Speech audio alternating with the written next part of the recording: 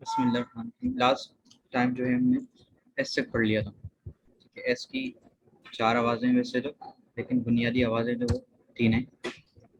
Scene की, अलिफ scene की, शीन की। ठीक है, तो उसके बाद हमने ये पढ़ा था लास्ट में कि सीन जो मुख्तसर है, इसकी आवाज़ सीन वाली जो आवाज़ होगी, मुख्तसर आवाज़, वो तब होगी जब एस के बाद कोई वाउल आ जाए, ए ई आई ओ यू में से कोई आ जाए।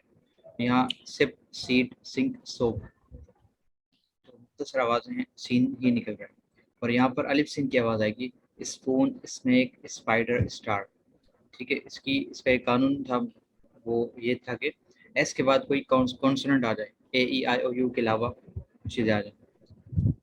इसके बाद शीन की आवाज़ के लिए कानून ये था कि एस के बाद एच आ जाए। तो ये शीन है और शीन की तमाम वर्ड्स हैं ये। इसके बाद ये पढ़ा था कि एस की एक और आवाज़ है जो कि बहुत ही रेयर है, बहुत ज़्यादा शाज है। ठीक है, बहुत कम इस्तेमाल होती है, लेकिन ये वो मशहूर अल्फाज हैं जिसमें ये इस्तेमाल होती है। इसके अलावा भी हैं, लेकिन वो इतनी ज़्यादा इस्तेमाल में नहीं है। ठीक है, यूजुअल, ट्रेजर, इसमें ईशा की आवाज़ आएगी और मुंह में वाइब्रेशन होगी। तो usual, treasure, casual, pleasure, decision, confusion, vision, measure. ठीक है, आवाज़ और स्क्रीन आ रही थी। जी जी हाँ। ठीक है, अब आज का सबक है T. T for telephone. T produces the sound of टे एंड से एंड डाल। ये 3 आवाज़ें हैं, टी प्रोड्यूस करता है। अगर सिर्फ टी है, ठीक है, तो और टी के बाद एच नहीं है, जैसे हमने एस एच और वो पढ़ा था, सी एच पढ़ा था। अगर टी है तो आवाज़ टे की आएगी। ठीक है, टे की आवाज़ इंग्लिश में नहीं है, टे की है। ठीक है, tin, tub, table, toy, tail, tiger, tomato, tennis. अच्छा, अब इसकी मीनिंग पर आ जाते हैं। टेलीफोन, तो टेलीफोन मारूफ है। T I N, tin, tin ये एक मटेरियल है जो कि टिन का केन और डब्बा वगैरह वो सब होती है, तो वो टिन है। टिन की छत की चादर वगैरह भी टिन की होती है, तो ये एक मटेरियल है जिससे लोहा होता है, तांबा है, इस सारा ये टिन एक मटेरियल है। इसके बाद ये टब। टब नहाने वाला टब होता है जिसमें लेट के नहाते हैं, और कपड़े वगैरह धोने के भी काम आता है, जो इस किस्म के प्लास्टिक के टब होते हैं। ये टब, वही टब उर्दू वाला ही है। इसके बाद table, T A B L E, इसके आखिर में भी एल ई है। और हमने कानून पढ़ा था कि अगर एल ई आ जाए लास्ट में तो ज़बर के साथ आवाज़ निकलेगी, टेबल, टेबल नहीं होगा। इसी तरह एग्जाम्पल, टेबल, सैंपल। ठीक है, इस तरह बहुत सारे अल्फाज हैं। एप्पल, जो कि हम पिल पढ़ते हैं उसको, लेकिन वो फल होगा। टेबल, टेबल को उर्दू में मेज़ कहते हैं। इसके बाद toy, T O Y, toy, toy का माना खिलौना। इसके बाद टेल, टेल का माना होता है दुम, जानवर की जैसे दुम होती है उसे कहते हैं टेल। टाइगर, टाइगर चीते को कहते हैं। टोमेटो, टमाटर को कहते हैं, टोमेटो, टमाटर। और टेनिस, टेनिस ये एक खेल का नाम। इसके बाद आ जाएं रूल फॉर से and dal sounds of T. T की एक आवाज़ हो गई टे वाली, वो बुनियादी आवाज़ है। अब कह रहे हैं कि अगर टी के बाद एच आ जाए, the sound of T H will be सा और दा। तो टी एच की आवाज़, 2 आवाज़ें बन जाएंगी, 2 आवाज़ें हो सकती, या तो सा की या तो ता की। अब देखें ये अल्फाज हैं, tree, thirsty, thank you, these. ये अल्फाज, यहाँ पर जो टी एच है, इसकी आवाज़ जो असल है वो सा की आवाज़ है। ठीक है, अंग्रेज है वो सा की आवाज़ ही निकालते हैं यहाँ पर, लेकिन हमारे यहाँ इसको था की आवाज़ से पढ़ा जाता है। जैसे ये थ्री, इसको थ्री पढ़ते हैं, असल में ये थ्री है, अंग्रेज जैसे पढ़ते हैं थ्री होती है, थ्री पढ़ते हैं। इसी तरह थर्स्टी, थैंक यू, प्लीज, इस तरह पढ़ते हैं। तो असल इसकी आवाज़ सा है, लेकिन यहाँ हम पढ़ते हैं तो यहाँ अजीब लगता है कि पता नहीं क्या है। लेकिन ब्रिटिश हो, अमेरिकन हो, कोई भी इंग्लिश हो, उसमें ये सा की आवाज़ ही है। ठीक है, थ्री, थर्स्टी, थैंक यू, और यहाँ पर तीस। ठीक है, सा की आवाज़ आती है। और इसकी भी वीडियोस पढ़ी हैं, बताते हैं कि टी एच की आवाज़ को कैसे प्रोनाउंस करना है। तो ये सा की आवाज़ ही निकालने के लिए कहते हैं, ज़बान बाहर निकाल कर एयर पास करके करते हुए आवाज़ निकालनी, जो सा की तरह ही है। तो ये पहली आवाज़ हो गई सा की, जिसको हम था की आवाज़ से पढ़ा जाता है। हम इसको थ्री, थर्स, थैंक यू, तीस, ये पढ़ते हैं। और दूसरी आवाज़ दा की है, ठीक है, टी एच ई, दा, दैट, देयर, दोस। अच्छा, इसकी मीनिंग पर आ जाए तो ये थ्री, तीन, ठीक है, तीन है, थ्री। थर्स्टी, थर्स्टी का माना होता है प्यासा, थर्स्टी प्यासा। इसको थैंक यू, थैंक यू का मतलब है शुक्रिया, और तीस, तीस का मतलब है दांत। ठीक है, ये दूध की जमा है। और इन चीज़ों चीज़ों के जो नाम होते हैं वो आमतौर पर वाहिद पर रखे जाते हैं। जैसे ये टीथ है, इसका जमा होता है, इसका वाहिद होता है टूथ, टूथ ब्रश, टूथपेस्ट, और इस तरह जितने भी दांतों के हवाले से नाम इंग्लिश में वो टूथ ही है। इसी तरह फुटबॉल जैसे होता है तो फीट जमा है और फुट ये वाहिद है, तो फुटबॉल होता है, फीट बॉल नहीं होता। तो ये टीथ हो गया, दांत के माने में, दांत की जमा है। और इसके बाद दा, दा जो है ये समझ लें, अगर आप लोगों ने अरबी ग्रामर पढ़ी है तो ये मुअर्रफ के तौर पर आता है। ठीक है, दा बुक यानी कि अल किताब।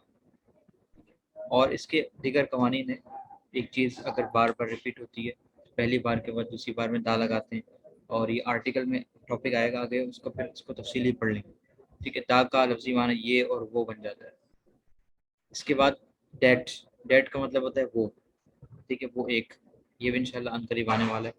देयर, अच्छा देयर का माना होता है वहाँ। ठीक है, हेयर का माना यहाँ और देयर का माना वहाँ। इसमें HER हेयर, हेयर का माना यहाँ, और टी भी आ जाए देयर, देयर का माना वहाँ। ठीक है, इसी तरह डोज, डोज का माना है वो सब चीज़ें। ठीक है, ये डोज का भी आ जाएगा आगे, डेट और डोज, दिस दैट, ये चार अल्फाज हैं वो आगे आ जाएंगे।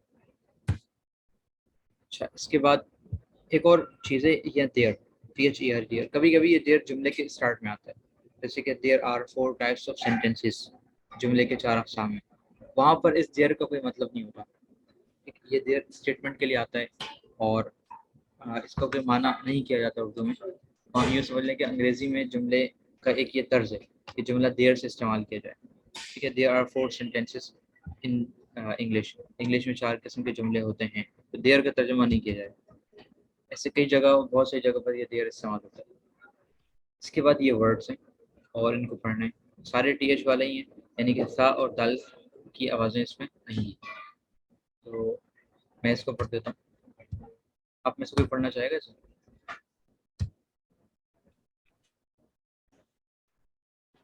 चलें जी, पहला वर्ड है दे। ठीक है, दाल की आवाज़। इसके बाद थीम, ये सा की आवाज़, यानी कि थी थाम पढ़ते हैं इसको, थीम। थाई, इसको थाई पढ़ते हैं। Thick, there, thin, this, think, them, them, और ये थ्रेड। ठीक है, तो ये यूँ पढ़ा जाएगा, THEY दे, दे का माना है वो लोग। ठीक है, ये ज़मीर है, दे वो लोग। थीम, थीम का मतलब होता है कलर का कॉम्बिनेशन। जैसे ये जो बुक है इसकी जो थीम है वो थीम ये ब्लू और फिरोजी कलर पर है। ठीक है जी, तो ये इसकी थीम है, ब्लू और फिरोजी कलर की इसकी थीम है। थीम कहते हैं ऐसी चीज़ को जिसको किसी किताब ने या किसी इदारे ने उसको अपने कलर के तौर पर लिया लिया हो, ये थीम होती है। इसके बाद है थाई। अच्छा, थाईलैंड के जो लोग हैं उनको थाई कहा जाता है। ठीक है, और थाईलैंड की जो ज़बान है वो भी थाई ज़बान है। तो इसको बाद मतलब हमारे यहाँ लोग जो हैं वो थाईलैंड के रहने वालों को थाईलैंडी कहते हैं, तो थाईलैंडी सही लफ्ज़ नहीं है, थाई लफ्ज़ है बस, थाई। इसी तरह थिक, थिक का मतलब होता है मोटी, किताब जैसे होती है तो थिक बुक है, यानी कि मोटी किताब है, ज़ख़ीम किताब है। इसी तरह देयर, THER देयर, ये भी देयर पढ़ा जाता है, ये भी देयर पढ़ा जाता है, तो इन दोनों के मानी अलग है। ये जो देयर है इसका मतलब होता है वहाँ। ठीक है, वहाँ। और THEREIR देयर इसका मतलब होता है वो लोग, या इनका या उनका, इन लोगों का और उन लोगों का। ये ज़मीर है, और ये ज़मीर नहीं, ये महल है, क्या कह लें इसको, जगह बताने के लिए आता है। ठीक है, और ये ज़मीर है देयर, उनका या उनकी या उनके। इसके बाद थिन, थिन का मतलब होता है पतला। आपने थिनर एक चीज़ होती है, नाम सुना होगा थिनर, जो नेल पॉलिश वगैरह में लड़कियाँ लगाती हैं, और उसको नेल पॉलिश को हटाने के लिए इस्तेमाल किया जाता है थिनर। तो थिन का माना पतला है, थिनर का मतलब है पतला करने वाला, यानी कि वो जो लिक्विड होता है नेल पॉलिश, उस पॉलिश को ये पतला करते हैं और उसको बहा कर उसको ख़त्म कर दिया जाता है और हटा देते हैं, तो थिनर होता है। थिन का माना है पतला। डिस, डिस का मतलब है ये, ठीक है, ये एक वाइट के लिए। थिंक, THIN के थिंक, थिंक का मतलब है सोचना। ठीक है, थिंकिंग और थिंक, आई थिंक जैसे बात लोग बात करते कहते हैं आई थिंक ये यूं होना चाहिए, आई थिंक ये, जो थिंक का माना है सोचना। इसके बाद देम, देम का माना उन्हें, ये भी ज़मीर है। देम का माना उन्हें, मफूल का सिगा है। और इसके बाद है थ्रेड। ठीक है, थ्रेड का माना होता है धागा, जो कपड़े सिलाई करने के लिए इस्तेमाल करते हैं। इसके बाद है यू। यू चूँकि वाउल है, लिहाजा वाउल की आवाज़ अलिफ से स्टार्ट होती है। You for umbrella. ठीक है, यू का, यू से अम्ब्रेला है। You produce the sound of अलिफ, यू से अलिफ की साउंड आती है और या की भी आती है। तो पहले वाउल साउंड जो इसका है इस पे आते हैं। यू से vowel sound of you, you की जो है वाउल वाली आवाज़। तो यू की आवाज़ अलिफ, अलिफ की आवाज़ होती है। ठीक है, अंपायर, अंकल, अर्बन और अब, ये अलिफ वाली आवाज़ें हैं यू की। और ये सारी आवाज़ें यू की या वाली आवाज़ हैं। ठीक है, अच्छा, या वाली आवाज़ के लिए आप याद रख लें कि या वाली आवाज़ जब निकलेगी जब UNI आ जाए शुरू में, जैसे यूनिट, यूनिवर्स, यूनिफॉर्म, यूनिवर्सिटी। ये इसकी कॉन्सोनेंट साउंड है, दूसरी आवाज़ है। और पहली आवाज़ इसकी जो बुनियादी आवाज़ ये वाउल वाली आवाज़ है, चूँकि यू वाउल है तो वाउल वाली आवाज़ इसकी अलिफ है। Umpire, uncle, urban, up. ठीक, और ये कॉन्सोनेंट के तौर पर भी इस्तेमाल हो जाता है। तो इस वक्त इसके बाद या से निकलेगी और आमतौर पर UNI स्टार्टिंग में होगा। अच्छा, ये फॉर अम्ब्रेला, अम्ब्रेला का माना छतरी है। इसके बाद अंपायर, अंपायर से आप लोग वाकिफ में, क्रिकेट में जो जज होता है वो अंपायर कहलाता है। इसके बाद अंकल, अंकल भी चचा, मामू और फूफा, इन तमाम जो रिश्तेदारी हैं चारों, इनके लिए फूफा, ये अंकल इस्तेमाल होता है। ठीक है जी, मामू हो गए, चचा हो गए, ताया हो गए और खालू हो गए, फूफा हो गए, ये सबके लिए अंकल लगता है। लेकिन आमतौर पर हम अंकल किसी अगले को कह देते हैं। ठीक है, पहले चचा कहा जाता था, अब अंकल कहा जाता है। अर्बन, URBN, अर्बन कहते हैं शहरी को। ठीक है, इसके मुकाबले में एक और लफ्ज़ आता है रूरल, वो कहलाता है दही इलाके, दही यानी कि देहाती के लिए वो रूरल आता है। और ये अर्बन है। ठीक है, आपको यहाँ मुख्तलिफ हॉस्पिटल मिलेंगे अर्बन हॉस्पिटल के नाम से, इसका मतलब होता है शहरी हॉस्पिटल। ठीक है, ये चूँकि ये कराची ये अर्बन इलाका है और लाहौर, इस्लामाबाद ये सारे अर्बन इलाके हैं, शहर हैं ये। यहाँ पर अर्बन के नाम से अर्बन टिक्का और अर्बन के नाम से और भी रेस्टोरेंट वगैरह आपको मिलेंगे। अर्बन का माना शहरी है। और पॉपुलेशन, कभी आप देखेंगे इसको कि कभी जॉब वगैरह के लिए वैकेंसी आती है तो उसमें लिखा होता है कि अर्बन की इतनी सीटें हैं, रूरल की इतनी सीटें। ठीक है, और वोटिंग वगैरह जब होती है उसमें भी अर्बन और रूरल बना हुआ होता है। तो अर्बन का माना शहरी। इसी तरह अब का मतलब ऊपर है। अच्छा, UNI, UNI का मतलब होता है एक, यूनी, यूनी का मतलब होता है एक। तो UNIT यूनिट, इसका मतलब होता है इकाई, किसी चीज़ की यूनिट। जैसे पानी या बहने वाली चीज़ की यूनिट लीटर होती है और किसी चीज़ का वज़न हो उसकी यूनिट केजी होती है, तो वो इकाई कहलाता है। यूनिट का मतलब इकाई, किसी चीज़ को नापने का पैमाना, यूनिट। और यूनिट का माना कभी एक भी आता है, जैसे ये यूनी का माना एक है। ठीक है, तो यूनिट ये पैमाना हो गया, इकाई के माने में आ गया, किसी चीज़ को नापने का पैमाना। इसके बाद है यूनिवर्स। यूनिवर्स का माना होता है कायनात। कायनात में तमाम चीज़ें आ जाती हैं, आसमान, ज़मीन, सैयारे, सितारे और जो चीज़ें दरियाफ्त नहीं हुई, ये पूरा यूनिवर्स है। ठीक है, हमारी ये जो दुनिया, ये तो वर्ल्ड कहलाती है। ठीक है, और सूरज के साथ अगर इस दुनिया को और बाकी प्लैनेट्स को मिलाएं तो वो सोलर सिस्टम कहलाता है। लेकिन यूनिवर्स में तमाम चीज़ें आ जाती हैं। इसके बाद है यूनिफॉर्म। यूनी, यूनी का माना होता है एक। ठीक है, यूनी का मतलब होता है एक। और FORM, फॉर्म, इसका माना होता है शक्ल। यूनिफॉर्म यानी कि एक शक्ल, हम शक्ल। तो यूनिफॉर्म जैसे बनाई जाती है उसकी वो इसलिए होता है कि तमाम तलबा एक तरीके के लगें। ठीक है, सबकी एक जैसी, सबके लिबास एक जैसे हों, उसे यूनिफॉर्म कहा जाता है। और आम जो लिबास है उसे ड्रेस कहते हैं, कपड़ा, ड्रेस। ठीक है, यूनिफॉर्म यानी कमाना होता है एक शक्ल। तो और यूनी का माना जैसे एक है। और इसी तरह यूनिवर्सिटी, यूनिवर्सिटी, इसका माना होता है कि ऐसी जगह जहाँ पर तमाम के तमाम जो उलूम है वो जमा कर दिए जाएं। ठीक है। यूनी का माना एक, और वर्सिटी, ये वर्सिटी ये सिटी से निकला, शहर से। तो सिटी का माना होता है शहर, तो एक ऐसा शहर एक जहाँ पर तमाम उलूम जमा हो जाए, तो ये यूनिवर्सिटी है। ठीक है, उर्दू में जामिया कहते हैं इसको। इसके बाद वी है, वी की आवाज़ वाव वाली है, वी फॉर वेजिटेबल। अच्छा, ये जो लफ्ज़ है इसमें ई साइलेंट होता है हमेशा, वी फॉर वेजिटेबल। ठीक है, वेजिटेबल का माना सब्जी, इसको वेजिटेबल पढ़ा जाता है लेकिन ये असल में वेजिटेबल है, इसका ई साइलेंट है हमेशा। ठीक है, और बाद इसको वेजिटेबल पढ़ते हैं, वो टेबल भी सही नहीं, एल ई, ये वही कायदा आ गया। Veg table, V E G veg, और T A B L E table, vegetable सब्जी। इसके बाद है V, V produce the sound of वाव, वी से वाव की आवाज आती है। Van, valley, village, boat. Van गाड़ी को कहते हैं आमतौर पर, जिसमें पिक एंड ड्रॉप करते हैं, बच्चों को लेके जाते हैं आते हैं, वो वैन कहलाती है। स्कूल वैन आमतौर पर कहते हैं, चाहे वो सुजुकी हो या हायरूफ हो या हाईएस हो, स्कूल वैन कहा जाता है उसको। तो वैन कोई गाड़ी है सवारी के लिए। इसके बाद है वैली, वैली कहते हैं वादी को, वादी यानी कि दो पहाड़ों के दरमियान में जो आबादी होती है उसे वैली कहा जाता है। इसके बाद है विलेज, विलेज का माना होता है गांव। ठीक है, विलेज का माना गांव। और इसी तरह वोट, वोट वोटिंग को ही कहते हैं, वोट देना किसी को। इसके बाद W, W for would, W produce the sound of wow, W से भी वाव की आवाज आती है और वी से भी वाव की आवाज आती है। ठीक है, विंडो, वाटर, विंड, और वेब। अच्छा, विंडो, विंडो का मतलब है खिड़की, विंडो खिड़की। और कंप्यूटर में विंडोज होता है, वहाँ पर कंप्यूटर में जब भी ये जो विंडो 10 है, विंडोज 11 है, ये पहले 7 इस्तेमाल होता था, उसमें हमेशा एस लगा हुआ करता था। ठीक है, विंडोज खिड़कियाँ, और विंडो एक हो जाए तो खिड़की।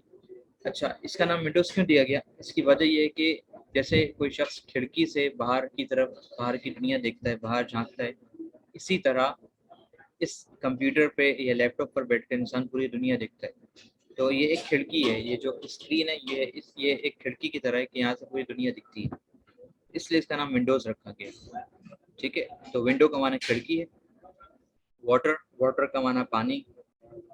विंड, विंड कहते हैं तेज हवा को, एक हवा आम सी चल रही होती है, एक तेज हवा चलती है, उसे विंड कहते हैं। इसके बाद वेब, वेब कहते हैं मकड़ी के जाल को। WEB वेब, वेब कहते हैं मकड़ी, मकड़ी के जाल को। और वेबसाइट जो है वो इसी से निकला है कि मकड़ी के जाल का एक जगह। ठीक है, जैसे एक कमरा है, वहाँ 4 कोने, 4 जाल बने हुए हैं, तो 4 वेबसाइट हैं। ठीक है, वेब का माना मकड़ी का जाला, साइट का माना होता है मकाम और जगह, तो मकड़ी के जाले की जगह। तो ये इस मुनासिबत से रखा गया है कि एक किसी ने वेबसाइट बनाई है, 10 लोग आ गए, 20 लोग, 100 लोग आ गए, तो वो कनेक्ट हो गए आपस में, तो एक ही जाल के तहत आ गए, एक ही जाल में आ गए कि एक इस जाल में कोई पैगाम पहुंचा जाएगा तो तमाम लोगों को पहुंचाएगा। तो ये इस कॉन्सेप्ट के साथ है। और इंटरनेट भी ऐसे ही है, इंटर का माना दाखिल होना, और नेट, नेट का माना भी जाल होता है। ठीक, इंटरनेट और वेब, नेट वेब सेम चीज, सेम ही चीज़ है। बस वेब जो है ये मकड़ी के जाल का, मकड़ी का जाला होता है, और नेट जो है वो बेसिकली कोई भी जाल हो। अच्छा, आप कह रहे हैं कि when H comes after W the sound of W H is वाव, कह रहे हैं कि अगर डब्ल्यू के बाद एच आ जाए, ठीक है, तो तब भी इसकी आवाज वाव ही रहेगी। जैसे कि वाइट, और ये डब्ल्यू यूँ समझ ले कि ये साइलेंट होता है। ठीक है, वाइट, व्हील, विप, और वीट। अच्छा, वाइट, WHIT, वाइट, वाइट का मतलब होता है सफेद। व्हील, व्हील कहते हैं पहिया, गाड़ी का जो पहिया होता है व्हील। और टू व्हीलर, फोर व्हीलर जैसे अल्फाज इस्तेमाल किए जाते हैं। वन व्हीलिंग करना, तो ये वही, यही व्हील होती है, ये स्पेलिंग होती है, WHEEL। अच्छा, एक इसमें ज़मीनी बात ये है कि व्हील कभी कहते हैं फोर व्हीलर गाड़ी है, ये फोर व्हीलर है, तो फोर व्हीलर गाड़ी का मतलब ये नहीं होता कि उसके 4 पहिए होने चाहिए। फोर व्हीलर गाड़ी जो है उसकी शर्त ये है कि उसके चारों पहिए चलने चाहिए, चारों पहियों पे उसकी एक्सकलेशन होनी चाहिए, तब वो फोर व्हील कहलाता है। ठीक है, गाड़ी वगैरह जो है ये फोर व्हीलर है नहीं असल में, कह सकते हैं लेकिन है नहीं, कहते हैं लोग कि है नहीं। फोर व्हीलर जीप वगैरह होती है, ठीक है। 4X लिखा होता है लैंड क्रूजर वगैरह बड़ी बड़ी जीप्स में, वो 4 व्हीलर होता है असल में। और ये जो आम कार है इसके 2 पहिए चलते हैं। लेकिन खैर अब जो मशहूर हो गया उसको क्या करें। इसके बाद है विप। विप का मतलब होता है कोड़ा, एक कोड़ा विप। और वीट, वीट का मतलब होता है गंदुम, वीट का माना गंदुम। इसके बाद नेक्स्ट है एक्स। अच्छा, एक्स की जो आवाज है, x produces the sound of जा और काफ सीन, इस तरह आवाज आती है। ठीक है। अच्छा, जेड, एक्स की जो आम आवाज है वो जा वाली बताई जाती है, जाइलोफोन। ये एक चीज है जाइलोफोन, ये सामने इसकी तस्वीर बनी है, कोई आलात मौसीकी में सही है। तो जाइलोफोन जा की इसकी एक आवाज है। और फर्स्ट साउंड ऑफ एक्स में भी जे लिखा है, और जेनोफोन। ये तकरीबन दोनों सेम ही है, बस वजह ये होती है कि जेड एक्स से अल्फाज बहुत ही कम है जो कि कॉमन हो और सबको पता हो कि क्या होता है क्या नहीं होता। बाकी इसके अलावा और अल्फाज हैं जैनन वगैरह इस किस्म के, लेकिन वो मारूफ नहीं है, तो समझाना बहुत मुश्किल है। तो और बाज़ ऐसे हैं जो इसम नहीं है, वो फेल है। तो यहाँ आमतौर पर 99% इसम ही है। और यहाँ मकसद भी है कि भाई डेटा हमारे पास वोकेबलरी आ जाए, वर्ड्स आ जाएँ, अस्मा वगैरह के नाम हम समझ सकें। तो ज़ाइलोफ़ोन ये आलत मौसीकी है, ज़ैनोफ़ोन भी ऐसे ही है। और पहली आवाज़ जेड की जे वाली होगी, और दूसरी आवाज़ जो है काफसीन की आवाज़ है, लेकिन ये आवाज़ तब आएगी जब ये कहीं और पर यानी कि स्टार्टिंग में ना हो जेड, जेड बाद में हो। ठीक है। FOX फॉक्स, तो काफ और सीन की आवाज़ आ रही है फॉक्स। BOX बॉक्स, काफ और सीन की आवाज़ आ रही है। इसी तरह OX ऑक्स, ऑक्स का माना बैल होता है, ऑक्स, तो काफ सीन की आवाज़ आ रही है। अच्छा, और कभी ऐसा होता है कि एक्स के साथ कोई और लफ्ज़ आता है, जैसे कि एक्स रे, तो वहाँ एक्स को पूरा एक्स ही पढ़ा जाता है, तो वहाँ कोई इसकी प्रोनाउंसिएशन नहीं, वो उस लेटर को ही पढ़ा जा रहा है। जैसे एक्स रे कहते हैं, इसको आमतौर पर हमारे यहाँ गलती है, एक्स रे मिला कर कहते हैं X ray, X ray. X ray नहीं होता, एक्स रे होता, रे होता है। ठीक है। इसको मिलाकर कहेंगे, जल्दी में कहेंगे लगेगा कि एक्स रे कहा जा रहा है, लेकिन होता एक्स रे है, एक्स रे, एक्स रे, इस तरह। लेकिन खैर तेज बोलने में एक्स रे ही लगेगा। तो एक्स की 2 आवाज़ें हो गई, एक आवाज़ जे की आवाज़ है, और एक आवाज़ जो है काफ सीन की आवाज़ है। एक और स्कूल है नाज़िमाबाद में, उसका नाम है एलेक्जर। उसकी स्पेलिंग इन्होंने एक्स एक्स रखा है। ठीक है, एलेक्जर। तो यहाँ भी उन्होंने आवाज़ जे की ही निकाली है, एलेक्जर, एलेक्जर। ठीक है, यहाँ जेड लगा सकते थे लेकिन एक्स लगाया, अल्लाह और तो एक्स की आवाज़ जो है वो जे वाली आवाज़ होती है। अच्छा, इसके बाद और ये है कि ये जो चीज़ है ये अगरचे दरमियान में आ रही है, ठीक है, लेकिन इसकी आवाज़ काफ सीन वाले नहीं है। तो ये एक्स भी काफ़ी कम ही अल्फाज ये इस्तेमाल होता है। बाज़ मतलब आपको फ्रीक्वेंसी या फिर टेबल मिलेगा कि भाई कौन से लेटर्स कितने ज़्यादा इस्तेमाल होते हैं, तो ये एक्स बिल्कुल आपको नीचे नज़र आएगा। इसके बाद है वाई, वाई फॉर याक। याक है जंगली भैंसा कह लें, जंगली भैंस कह लें, ये इसकी तस्वीर बनी हुई yak, Y for yak. Y produces the sound of या। ठीक है, वाई से या की आवाज़ आती है। Yoyo, yoga, yard, yogurt. अच्छा, योयो बच्चों के खेलने की चीज़ होती है, गोल सी धागे बना होता है, उसको खेलते खेलते हैं, खींचते हैं। योगा ये एक एक्सरसाइज है, योगा वर्जिश करते हैं, हाथ पैर सीधे करके बैठ जाते हैं, ये योगा होता है, हिंदू लोग ज़्यादा करते हैं। और इसके बाद है यार्ड। यार्ड का माना होता है सहन। ठीक है, यार्ड का पहला माना सहन है, और यार्ड का दूसरा माना होता है गज, यानी कि एक एक गज जो होता है 36 सेंटीमीटर। कपड़े की दुकान में जब जाएं तो वो 2 उसके पास लोहे के रॉड पड़े होते हैं, 1 मीटर होता है, 1 गज होता है।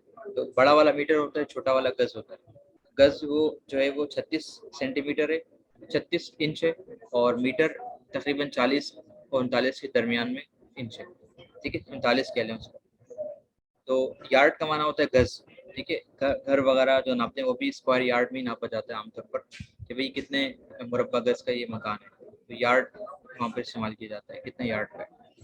और योगर्ट, और एक दूसरा माना यार्ड का था सहन। ठीक है, कोर्ट वगैरह लगाते हैं, कोर्ट यार्ड, ये भी इस्तेमाल होता है, लेकिन यार्ड का माना सहन के।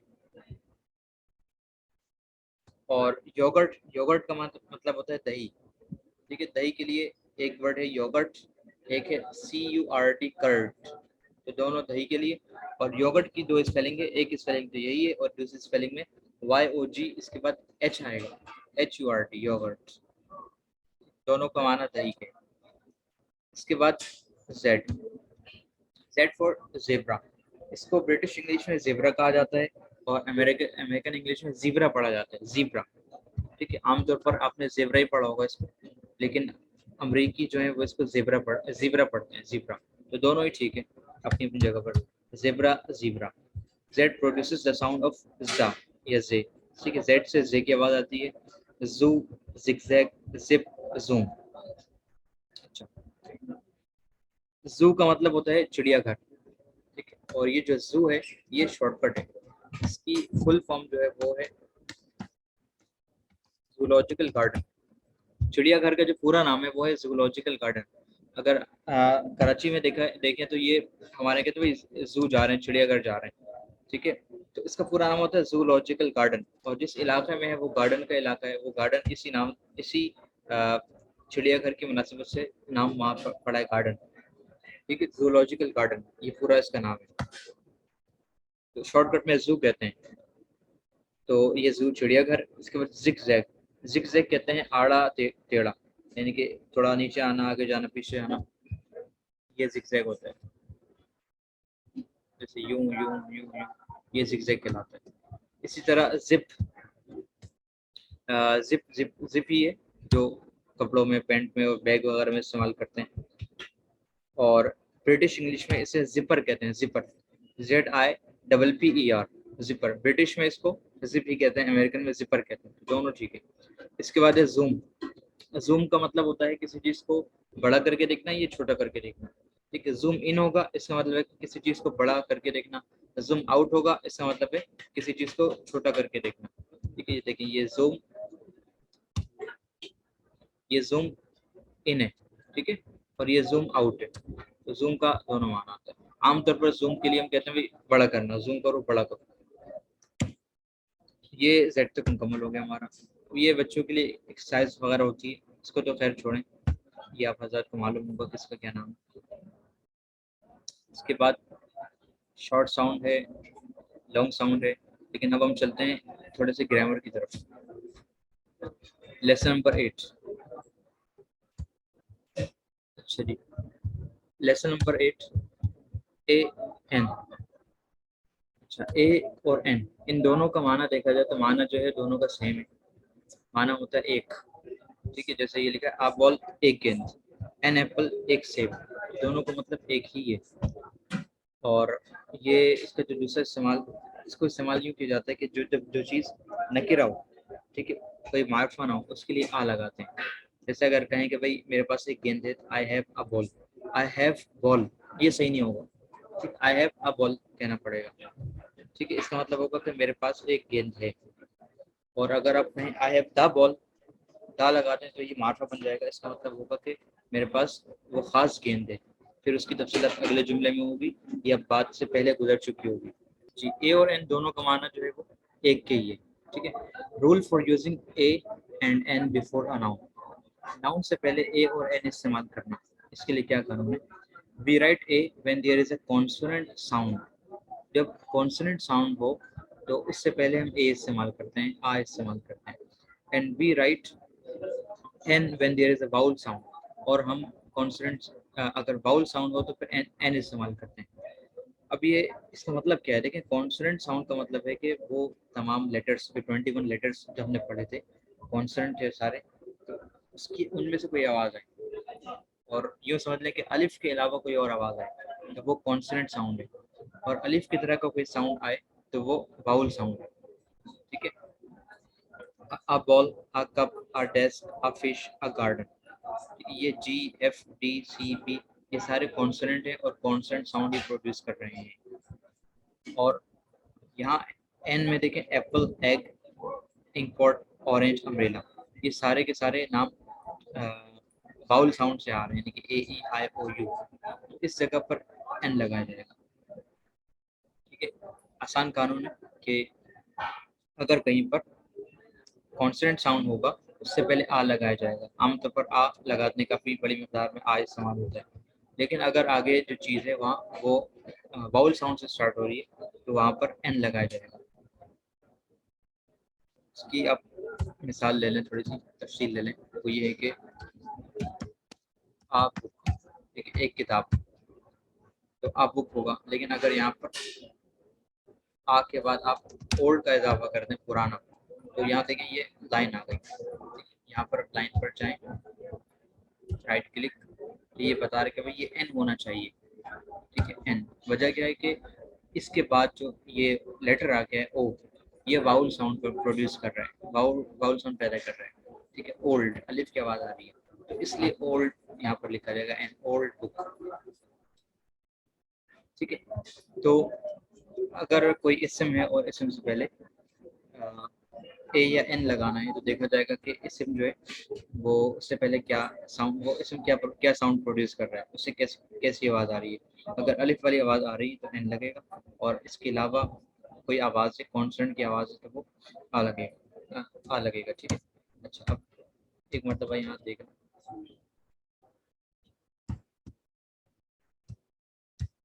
ये यहाँ पर ये सारे कॉन्सोनेंट हैं, B C D F G H J, ये यहाँ से लेके जेड तक बाउल्स 5 ही हैं, ए ई आई ओ यू। लिहाजा एन का जो इस्तेमाल है बहुत कम है, आ का इस्तेमाल ज़्यादा है, लेकिन एन का इस्तेमाल फिर भी बहरहाल है। ठीक है, तो ये चीज़ है। अब आगे चलते हैं।